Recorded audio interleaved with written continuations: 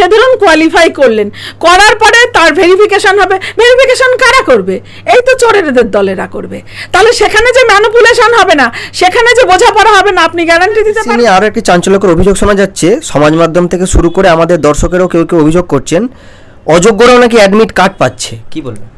ওই যে 10 বছরের যে একটা যে সুযোগ নাম্বার অ্যালটমেন্ট করেছে, সেই বেনিফিশিয়ারি হতে পারবে, প্লাস এই যে এক কথায় ওয়ার্ক এক্সপিরিয়েন্স। সেক্ষেত্রেও দেখুন বিধিনিষেধ কি আছে। সত্যির মধ্যে দিয়ে যে বেনজল ঢোকানোর যে ব্যবস্থা, সেটা আগেও ছিল, এখনও আছে এবং কিন্তু জারি আছে। তার প্রথম ধাপ হলো, বললাম, এই admit card issue. Provisional admit card যতই বলুক, ইস্যুটা হলো কেন, সেই ক্ষেত্রে কেন স্ক্রুটিনি ঠিকঠাক হলো না, সেই ক্ষেত্রে স্কুল সার্ভিস কমিশন টেন্টেডদের যদি লিস্ট দিত, তাহলে কিন্তু ডিক্টেড হয়ে যেত এর মধ্যে তারা আছে কি আর নেই।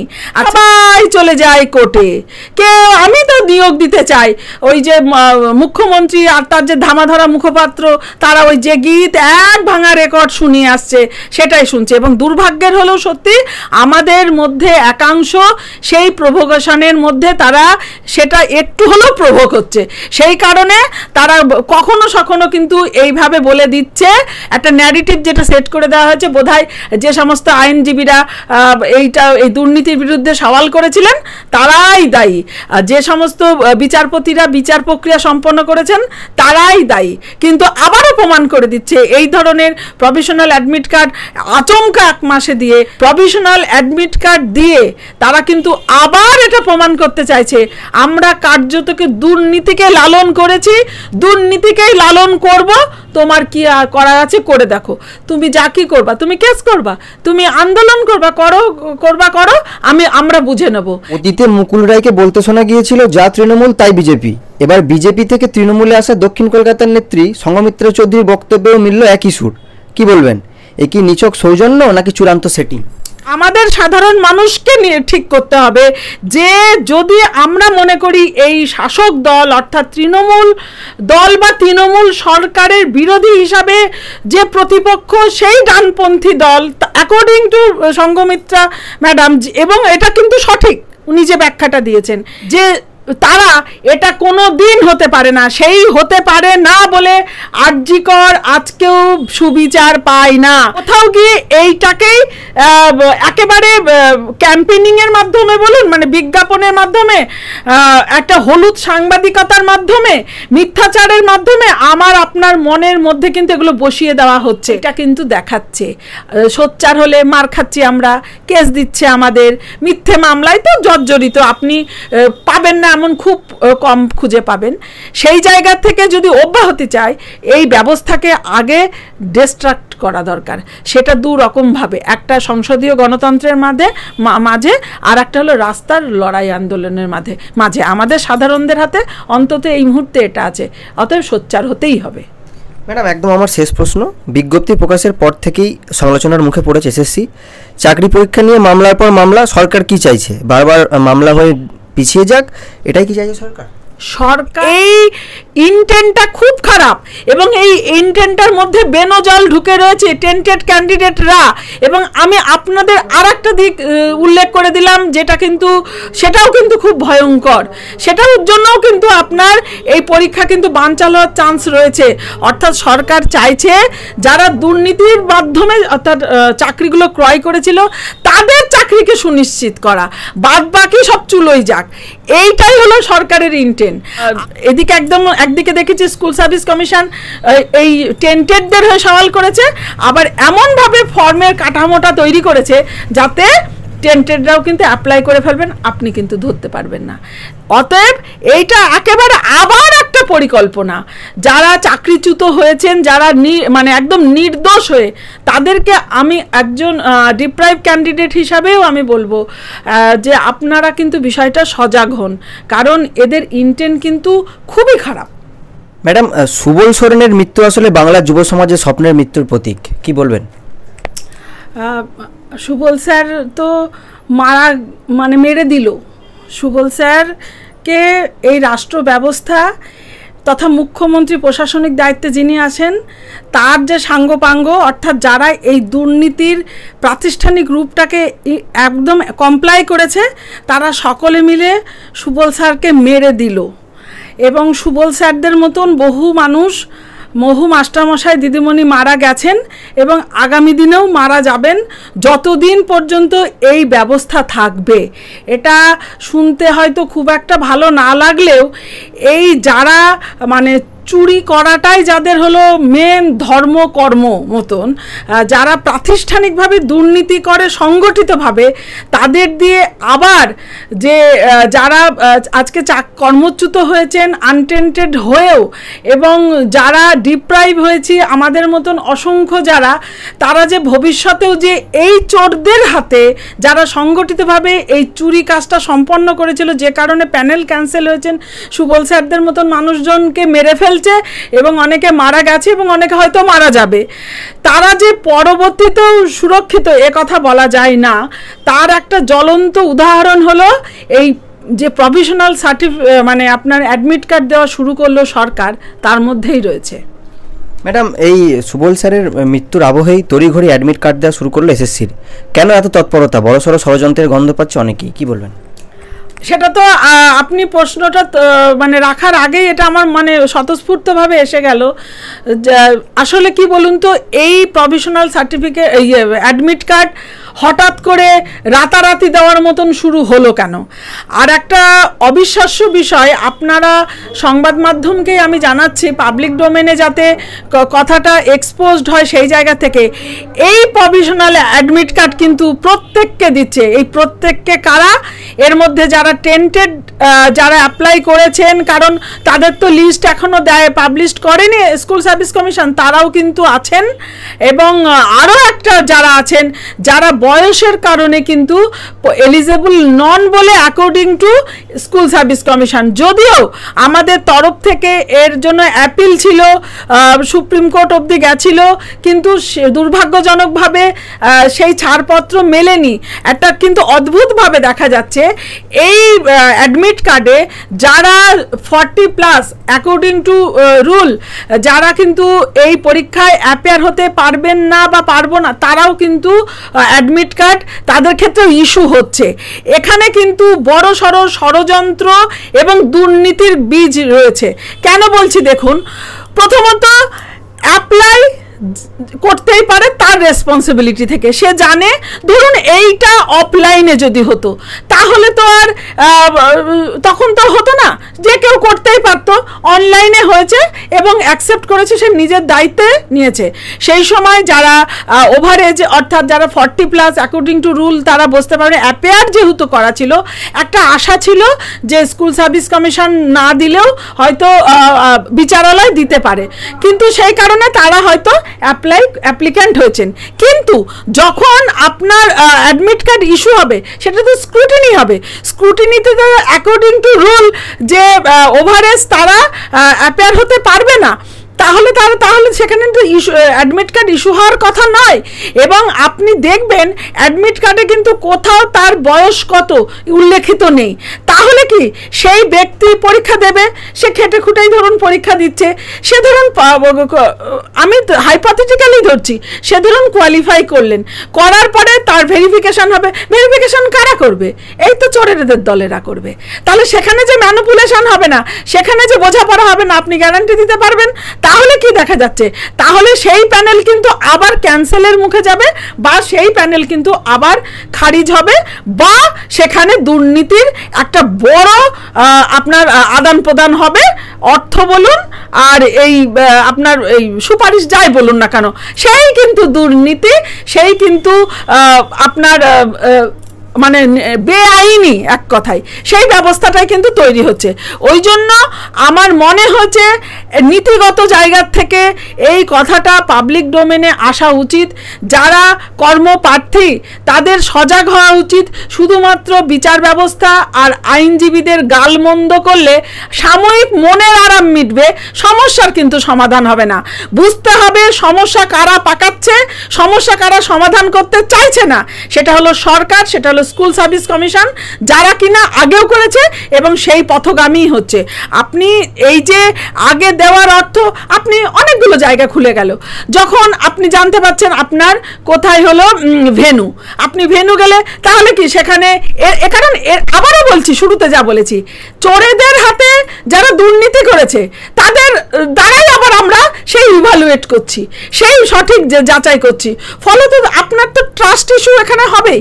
অর্থাৎ যে ভেন্যুতে সেখানে গিয়ে যারা মধ্যে এই প্রবণতা রয়েছে তারা যে পুনরায় আবার সেখানে গিয়ে ম্যানিপুলেশনের ব্যবস্থা করবে না, এ গ্যারান্টি কেউ দিতে পারবে না। আর সবচাইতে কত বড়, আবারও আপনাদেরকে বলছি, এই যে প্রভিশনাল অ্যাডমিট কার্ড প্রত্যেকের জন্য দেওয়ার মধ্য দিয়ে আবার গিয়ে কোথাও এই জায়গাটাই তুলে ধরছে যে ম্যানিপুলেশন জারি আছে, জারি থাকবে। প্রত্যেককে আমি যারা অ্যাপেয়ার, যারা eligible according to school service কমিশনের যা যা ক্রাইটেরিয়া, তাদের দৃষ্টি আকর্ষণ করতে চাইছে আরও বিশেষ করে। কারণ যদি যারা বয়স হয়ে গেছে, যারা অ্যাকচুয়ালি 40+, তারা তো এলিজেবল হওয়ার কথা নয়, তাদেরও কিন্তু এই প্রভিশনাল অ্যাডমিট কার্ড ইস্যু হচ্ছে, যেটা কিন্তু আবার দুর্নীতির গন্ধ রয়েছে এর মধ্যে, ষড়যন্ত্রের গন্ধ রয়েছে, প্যানেল ক্যান্সেল হওয়ার বা পরীক্ষা বাতিল হওয়ার। সেই বিষয়ে কিন্তু প্রত্যেককে সজাগ হওয়া উচিত, স্কুল সার্ভিস কমিশনকে বিষয়টা দৃষ্টিগোচরে আনা উচিত এবং প্রয়োজন বোধে আদালতের দ্বারস্থ হওয়া উচিত বলেই আমি মনে করি। ম্যাডাম, এমনকি পরীক্ষা কেন্দ্র নিয়ে অভিযোগ উঠছে, পরীক্ষা সেন্টার, সেক্ষেত্রেও কোনো অসৎ পরিকল্পনা নেই তো সরকারের? না, এখানেই তো তাদের আবারও আপনাকে বলছি, ইন্টেনেই তো বোঝা যাচ্ছে। আপনি ধরুন আমি একজন ক্যান্ডিডেট, আমি যখন জানছি, আমি 1 মাস আগে জানছি আমার এখানে পরীক্ষা সেন্টার, আমরা জেনারেলি 7 দিন আগে এরকমটাই এতকাল হয়ে এসেছে, এর আবার ধাপ ধাপ করে আবার 1 মাস আগে ইস্যু হলো। আচ্ছা, ইস্যু হওয়ার পরে আপনি জানতে পারছেন আপনার ভেন্যু কোথায়, আপনার কাছে সেই সুযোগ করে দেওয়া হচ্ছে। এবং এই সুযোগটা কেন করে দেওয়া হচ্ছে? কারণ আপনি যাতে সেটাকে ঠিকঠাক করে অ্যাপ্লাই করতে পারেন, অর্থাৎ আমি সেরকমভাবে ম্যানিপুলেশনের সেই জায়গাটা বন্দোবস্ত করতে পারি।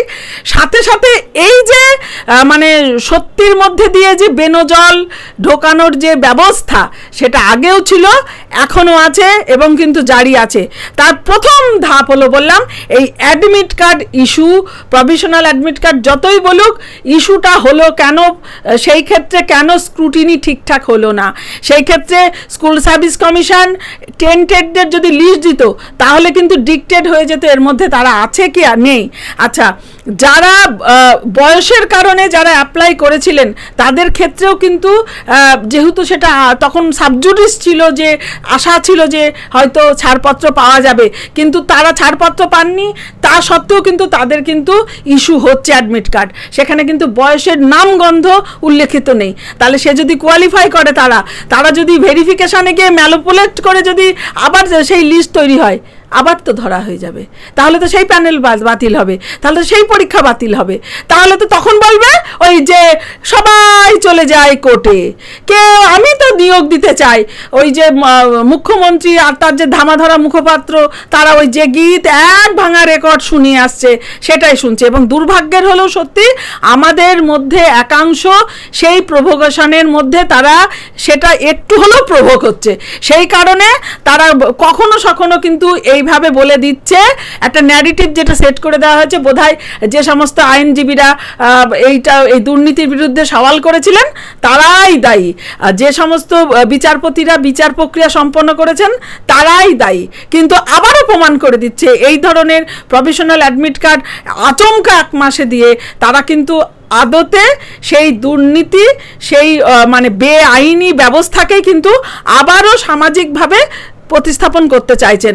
তার আরও একটা জ্বলন্ত উদাহরণ আমি আপনাকে উল্লেখ করছি। স্কুল সার্ভিস কমিশনের হয়ে যিনি আইনজীবী ছিলেন বন্দ্যোপাধ্যায়, তিনি হলেন বরাবর টেন্টেড ক্যান্ডিডেটদের হয়ে সওয়াল করে গেছে, যারা কিনা একদম দাগি, তারা কোনো না কোনোভাবে ওই 17 রকম দুর্নীতির মধ্যে কোনো না কোনোভাবে দাগি, তাদের হয়ে সওয়াল করে গেছে। ফলত স্কুল সার্ভিস কমিশনের ইন্টেন, সরকারের ইন্টেন এ নিয়ে আর দ্বিমত নেই। তারা কার্যত দুর্নীতিটাকেই একদম আইনগত আইন সিদ্ধ করতে চাইছে। এই ক্ষেত্রে রাস্তার আন্দোলন, রাস্তাতেও যেমন প্রতিবাদে সোচ্চার হওয়া উচিত সমস্ত শ্রেণীর মানুষকে, পাশাপাশি আইনগতভাবেও এটাকে রোখা উচিত বা অন্তত লড়াই করা উচিত। এবং স্কুল সার্ভিস কমিশনের এই বিষয়ে দৃষ্টি আকর্ষণ করছি একজন সেই ডিপ্রাইভ ক্যান্ডিডেট হিসাবে, যাদেরকে কিন্তু আবার বলছি আপনারা কিন্তু আবার ঠকাচ্ছেন। এই অপরাধ আপনারা যদি বারবার করেন, ইতিহাস আপনাদেরকে ক্ষমা করবে না। ম্যাডাম, এসএসসি নিয়ে আরও একটি চাঞ্চল্যকর অভিযোগ শোনা যাচ্ছে। সমাজ মাধ্যম থেকে শুরু করে আমাদের দর্শকেরও কেউ কেউ অভিযোগ করছেন অযোগ্যরাও নাকি অ্যাডমিট কার্ড পাচ্ছে, কি বলবেন? সেটাই তো আমি বললাম, এই যে টেন্টেডরা, কারণ তাদের তো লিস্ট হয়নি। তাদের একমাত্র যারা আনটেন্টেড, অর্থাৎ যারা নট স্পেসিফাইড টেন্টেড, যাদের বিরুদ্ধে কোনো রকম আপনার দুর্নীতির দাগ নেই, ধরা পড়েনি, তাদের ক্ষেত্রে রোল নাম্বার আপনার দিতে হবে। দিলে সে ওই যে 10 বছরের যে একটা যে সুযোগ নাম্বার অ্যালটমেন্ট করেছে সেই বেনিফিশিয়ারি হতে পারবে। প্লাস এই যে এক কথায় ওয়ার্ক এক্সপিরিয়েন্স, সেক্ষেত্রেও দেখুন বিধিনিষেধ কি আছে।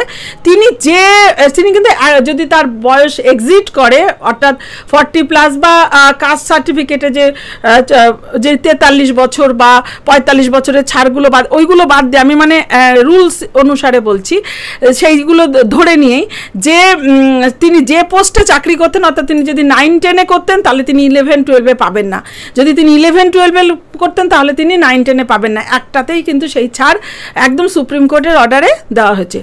এবার যারা টেন্টেড তারা তো একজন ফ্রেশার হিসাবে তার মধ্যে গেল না, সে তো অ্যাপ্লাই করছে। যে 20 লাখ টাকা দিয়ে 15 লাখ টাকা দিয়ে তখন চাকরি কিনেছে, সে আরও দর হাঁকিয়ে এবার নেবে না, আপনি বলতে পারবেন? আর তাদের বিরুদ্ধে কিন্তু বলা আছে যে সে আর দ্বিতীয়বার রি-এক্সামে সে অ্যাপিয়ার হতে পারবে না এবং 12% সুদ সমেত তাকে টাকা ফেরত দিতে হবে। তাহলে সেই ব্যবস্থা তো একেবারে, আরে এরা তো কিছু মানেই না, এরা তো এমনি থেকে তো মানে না, কারণ এরা তো হলো মানে আইনের শাসন, এটা শাসক যে আইন দিচ্ছে তাই সেই শাসকের আইন অনুসারে এখানে দুর্নীতিবাজরাই এন্ট্রি পাবে, দুর্বৃত্তরাই এন্ট্রি পাবে। মানে যত রকম লুম্পেনগিরি আপনি করবেন তত বেশি আপনার কদর। আর সেইটাকেই একদম প্রাতিষ্ঠানিকভাবে দেওয়ার জন্য এই যে আপনি বললেন অযোগ্য তথা যারা দাগি, তারা কিন্তু আবার কিন্তু এর মধ্যে রয়েছে, কারণ সেই জায়গা তৈরি করে দিয়েছে স্কুল সার্ভিস কমিশন, এটা বাইরেকার কেউ নয়। তার মানে কি, এদিকে একদিকে দেখেছি স্কুল সার্ভিস কমিশন এই টেন্টেডদের হয়ে সওয়াল করেছে, আবার এমনভাবে ফর্মের কাঠামোটা তৈরি করেছে যাতে টেন্টেডরাও কিন্তু অ্যাপ্লাই করে ফেলবেন, আপনি কিন্তু ধরতে পারবেন না। অতএব এইটা একেবারে আবার একটা পরিকল্পনা, যারা চাকরিচ্যুত হয়েছেন, যারা মানে একদম নির্দোষ হয়ে, তাদেরকে আমি একজন ডিপ্রাইভ ক্যান্ডিডেট হিসাবেও আমি বলবো যে আপনারা কিন্তু বিষয়টা সজাগ হন, কারণ এদের ইন্টেন্ট কিন্তু খুবই খারাপ। ম্যাডাম, আদালতের নিয়ম যদি অমান্য করে তাহলে একদিকে যেমন আদালত অবমাননার অভিযোগ উঠবে, পাশাপাশি এবারের পরীক্ষা নিয়েও তো মামলা হতে পারে। সেক্ষেত্রে চাকরি প্রার্থীদের ভবিষ্যৎ যেখানে আছে সেখান থেকেও আরও খারাপ নামবে যদি এটা চলে। এটা তো আপনাকে গোড়াতেই শুরু ধরে দিলাম। তাহলে সুবল স্যারের মতন যারা মারা গেছেন, সুবল স্যারকে যেমন মেরে ফেলেছেন, মানে বকলমে মেরেছে রাষ্ট্র ব্যবস্থা, আবার সুবল স্যারদের মতন সবাই মরবো। আর হলো এরা হলো যেমন লুটে পুটে খাচ্ছে, চেটে পুটে খাবে। এটা তো ব্যবস্থা। আপনাকে শুরুতেই আমি যে কথাটা বলছি, এই ব্যবস্থা যতদিন থাকবে ততদিন কেউ রেহাই পাবে না। রেহাই কারা পাচ্ছে? যারা হলো দুর্নীতিবাজ, যারা দুষ্কৃতী, যারা এই ম্যানিপুলেশনের মধ্যে নিজেকে ইনভলভ করছে, তারা। এমনকি আপনারা যান শাসক দলের, আমি একথা বিশ্বাস করি না যে যতজন ততজনই তারা ম্যানিপুলেশনকে বিশ্বাস করছেন, কারণ এই প্যানেলে যারা ছিলেন, যারা সত্যিকারের শাসক দলের সমর্থক কিন্তু তারা ম্যানিপুলেটেড নন, তারাও কিন্তু বলবে, তারাও কিন্তু রেহাই পাবেন না। অর্থাৎ রেহাই কারা পাচ্ছে? রেহাই পাচ্ছে দুষ্কৃতীরা, দুর্বৃত্তরা, দুর্নীতিবাজরা। আর কারা রেহাই পাবে না? সে আপনি যে দলের সমর্থক হন না কেন, আপনি শাসক দলের একনিষ্ঠ সমর্থক হন না কেন, কিন্তু আপনি যদি ম্যানিপুলেটেড, আপনি যদি দুর্নীতিবাজ না হন, আপনিও কিন্তু আপনার জীবনও যে সুবল স্যার করে দেবেন না জানে না। এরা একদিকে যেমন অভয়া করে দেয় বলে, এরা ঠিক তেমন আমাদের জীবনগুলোকে সুবল স্যার করে দেয়, সুবল স্যার করে দিচ্ছে। এটা হলো নির্মম নিষ্ঠুর সত্য। সুতরাং আমি আপামর শুভ চেতনা সম্পন্ন সমস্ত মানুষকে বলবো যে আত্মস্বার্থ ক্ষুদ্র স্বার্থকে সরিয়ে যদি সকলে মিলে প্রতিবাদে সোচ্চার না হয়, আগামী দিনে আরও ভয়ঙ্করতম দিন কিন্তু অপেক্ষা করছে। এই যে প্রভিশনাল অ্যাডমিট কার্ড দিয়ে তারা কিন্তু আবার এটা প্রমাণ করতে চাইছে আমরা কার্যতকে দুর্নীতিকে লালন করেছি, দুর্নীতিকেই লালন করব, তোমার কি করার আছে করে দেখো, তুমি যা কি করবা, তুমি কেস করবা, তুমি আন্দোলন করবা, করো, আমরা বুঝে নেব। কিন্তু এই অ্যাটিচিউডটাই কিন্তু একটা ফ্যাসিস্ট সরকারের হয়, সেইটা কিন্তু দেখাচ্ছে। সোচ্চার হলে মার খাচ্ছি আমরা, কেস দিচ্ছে আমাদের, মিথ্যে মামলায় তো জর্জরিত, আপনি পাবেন না এমন খুব কম খুঁজে পাবেন। সেই জায়গা থেকে যদি অব্যাহতি চায়, এই ব্যবস্থাকে আগে ডিস্ট্রাক্ট করা দরকার। সেটা দু রকমভাবে, একটা সংসদীয় গণতন্ত্রের মাঝে আর একটা হলো রাস্তার লড়াই আন্দোলনের মাঝে আমাদের সাধারণদের হাতে অন্তত এই মুহূর্তে এটা আছে। অতএব সোচ্চার হতেই হবে। ম্যাডাম, একদম আমার শেষ প্রশ্ন। বিজ্ঞপ্তি প্রকাশের পর থেকেই সমালোচনার মুখে পড়েছে এসএসসি। চাকরি পরীক্ষা নিয়ে মামলার পর মামলা, সরকার কি চাইছে? বারবার মামলা হয়ে পিছিয়ে যাক, এটাই কি চাইছে সরকার? সরকার কাজ বা যোগ্যতার নিরিখে চাকরি দিতে চাইছে না। সরকার চাইছে এইভাবে আমি এমনভাবে নোটিফিকেশানগুলো করব যার জন্য আদালতে যাবে এবং আদালতে গিয়ে সেটা ক্যান্সেলের মুখে পড়বে আর গিয়ে দোষ দেবে আইনজীবীদের আর বিচার ব্যবস্থার। এটা হলো ব্যবস্থা। যদি ঠিকঠাক করে দেওয়া হয় তাহলে তো এই জল গড়ায় না। আজকে আপনি কেন এই কথাগুলো শুনতে চাইছেন? কারণ কোথাও গিয়ে মনে হচ্ছে এই ইন্টেন্টটা খুব খারাপ এবং এই ইন্টেন্টটার মধ্যে বেনজল ঢুকে রয়েছে টেন্টেড ক্যান্ডিডেটরা। এবং আমি আপনাদের আর একটা দিক উল্লেখ করে দিলাম, যেটা কিন্তু সেটাও কিন্তু খুব ভয়ঙ্কর। সেটার জন্যও কিন্তু আপনার এই পরীক্ষা কিন্তু বানচাল হওয়ার চান্স রয়েছে। অর্থাৎ সরকার চাইছে যারা দুর্নীতির মাধ্যমে অর্থাৎ চাকরিগুলো ক্রয় করেছিল তাদের চাকরিকে সুনিশ্চিত করা, বাদ বাকি সব চুলোই যাক। এইটাই হলো সরকারের ইন্টেন্ট। আর যাতে কিনা কেউ চাকরি না পায় আর বিরোধীদের দোষারোপ করে যাব, এটাই হয়তো পাবলিক পারসেপশনও তৈরি করে দেওয়া। কিন্তু মূল যে জায়গাটা সেটা হলো যেমন ওই অনুদান এরপরে দেখবেন আরও হয়তো বাড়বে। আপনার খেলা, যে খেলা দিবস গেল, বিভিন্ন মেলা উৎসব হবে, এগুলো বাড়বে। আবগারি দপ্তর থেকে এখন 1 নম্বরে রোজগারে আছে, আরও বাড়বে। আর আপনি খুনোখুনি করব, আমাদের মধ্যে বিভাজিত করবে, আমাদের মধ্যে নোংরামি আনবে, আরও বেশি মানে খুন ধর্ষণ বাড়বে। আর সরকার বসে বসে তামাশা দেখবে আমাদের আর আপনি যখনই সোচ্চার হবে তখন হলো আপনার আমার বিরুদ্ধে মামলা দায়ের হবে। এটা হলো ব্যবস্থা। এই ব্যবস্থাকে সকলে একযোগে মানে এটাকে ডিস্ট্রাক্ট করাই হলো কিন্তু সময়ের কথা, সময়ের দাবি। ম্যাডাম, অতীতে মুকুল রায়কে বলতে শোনা গিয়েছিল যা তৃণমূল তাই বিজেপি। এবার বিজেপি থেকে তৃণমূলে আসা দক্ষিণ কলকাতার নেত্রী সঙ্গমিত্রা চৌধুরীর বক্তব্যেও মিলল একই সুর। কি বলবেন? এ কি নিছক সৌজন্য নাকি চূড়ান্ত সেটিং? এই যে ভাষ্যটা আমরা মুকুল রায়ের মুখে শুনেছি সেটা সঙ্ঘমিত্রা ম্যাডামের মুখে শুনলাম, মানে তাকে আমি একজন পশ্চিমবঙ্গবাসী হিসাবে অভিনন্দন এই জায়গাতে বলবো যে উনি কিন্তু পরিষ্কার কথাটা, প্রকৃত সত্য কথাটা উনি কিন্তু আবার বলেছেন। এবার আমরা সাধারণ নাগরিকরা বুঝতে না চাইলে that is the another part, কিন্তু এটাই বাস্তব। উনি তার সাথে একটা সুন্দর করে এই বিষয়টাকে এত ক্লারিফাই করেছেন যে দুটোই ডানপন্থী দল, এটা বামপন্থী দল নয়। অর্থাৎ এটা আমাদের সাধারণ জনগণকে বুঝতে হবে পন্থা বলে না, পন্থা এসব কিছু নেই, আছে, মৌলিক জায়গায় আছে। ডানপন্থা বামপন্থা দুটো এক হতে পারে না। দুটোর ভাবনা, দুটোর দর্শন, দুটোর চলা, দুটোর লক্ষ্য, দুটোর উদ্দেশ্য সম্পূর্ণ ভিন্ন। সেই জন্যই দাঁড়িয়ে আজকে কোথাও গিয়ে বিজেপি আর তৃণমূল যে বস্তুত একই ভাবনা জায়গায় রয়েছে, সেইটা যেমন মুকুল রায় বলেছিলেন সেই তারই রেশ টেনে আজকে কিন্তু সঙ্ঘমিত্রা ম্যাডাম তিনিও কিন্তু বলছেন বলছেন, এবং আমাদের সাধারণ মানুষকে নিয়ে ঠিক করতে হবে যে যদি আমরা মনে করি এই শাসক দল অর্থাৎ তৃণমূল দল বা তৃণমূল সরকারের বিরোধী হিসাবে যে প্রতিপক্ষ সেই ডানপন্থী দল, অ্যাকর্ডিং টু সঙ্ঘমিত্রা ম্যাডাম, এবং এটা কিন্তু সঠিক উনি যে ব্যাখ্যাটা দিয়েছেন যে তারা এটা কোনো দিন হতে পারে না, সেই হতে পারে না বলে আরজিকর আজকেও সুবিচার পায় না, সেটা হয় না বলে নারদা সারদার সঠিক তদন্ত আজও উদ্ঘাটিত হয় না, সেটা হয় না বলে কোথাও গিয়ে আমরা বিভাজিত হচ্ছি সাম্প্রদায়িকভাবে, জাতিগতভাবে, এইগুলোর মাধ্যমে কোথাও গিয়ে কিন্তু কাজ, আপনার বাসস্থান, আপনার নিরাপত্তা, আমার খাদ্য, আমার শিক্ষা, আমার যে স্বাস্থ্য, এগুলো কখনো প্রায়োরিটি লিস্টের আগে আমরা আনছি না। কোথাও গিয়ে এইটাকেই একেবারে ক্যাম্পেনিংয়ের মাধ্যমে বলুন, মানে বিজ্ঞাপনের মাধ্যমে, একটা হলুদ সাংবাদিকতার মাধ্যমে, মিথ্যাচারের মাধ্যমে আমার আপনার মনের মধ্যে কিন্তু এগুলো বসিয়ে দেওয়া হচ্ছে।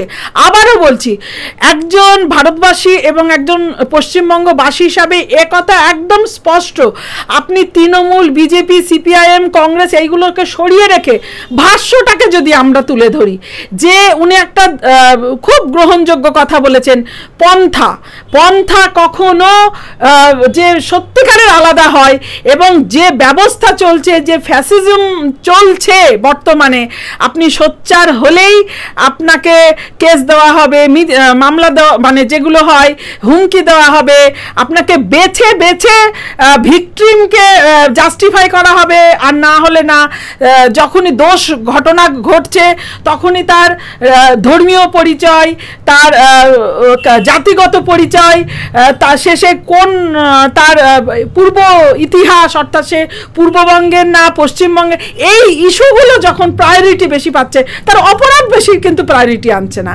সেটা কিন্তু আমরা গণ্য করছি না। এইখানে কিন্তু পন্থার গুরুত্ব রয়েছে। সেই জায়গায় দাঁড়িয়ে এইটা কখনোই সম্ভব না যদি আমি ভেবে নিই যে একটা ডানপন্থী দল আর একটা ডানপন্থী দল দুটোই হলো একে অপরকে মানে বিরোধিতা করবে, আর আমরা সাধারণ মানুষরা সেটা থেকে পরিত্রাণ পাবো, এইটা কিন্তু দিবাস্বপ্ন। সেই জন্য যতই তারা বাইরে এই লড়াইটা জারি রাখুক, প্রকৃত অর্থে লড়াই কিন্তু রয়েছে পন্থা, অর্থাৎ পথ, আপনার ভাবনা, আপনার চিন্তা, আপনার উদ্দেশ্য, আপনার লক্ষ্য, সেই জায়গায় দাঁড়িয়ে এই যে ডানপন্থীদের যারা, যেটা উনি একদম ক্লারিফাই করেছেন, সেই জায়গায় দাঁড়িয়ে উনি কোনো রকম কিন্তু কি বলুন তো, কোনো ভনিতা করেননি।